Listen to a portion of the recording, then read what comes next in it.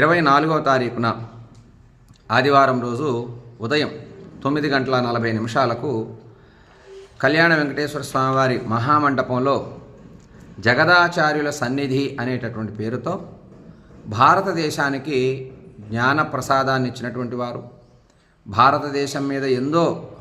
ఎన్నో మతాలు ఈ యొక్క సంస్కృతిని ధ్వంసం చేసేటటువంటి సమయంలో ప్రతిసారి కూడా వారి వంతు ప్రయత్నంగా ఈ సనాతన సంప్రదాయాన్ని నిలబెట్టినటువంటి జగదాచార్యులు ఎవరైతే ఉన్నారో వారిని ఆలయంలో ప్రతిష్ఠ చేసుకోవడం జరుగుతుంది. 24వ తారీఖు ఉదయం 9:40 మొదలుగా శ్రీ విఘ్నసాచార్య స్వామివారు శిలామూర్తి, తర్వాత శ్రీ శంకరాచార్య స్వామివారి శిలామూర్తి, తర్వాత శ్రీ రామానుజాచార్య స్వామివారి శిలామూర్తి, 4వది శ్రీ మధ్వాచార్య స్వామివారి శిలామూర్తి. ఈ 4 విగ్రహాలు కూడా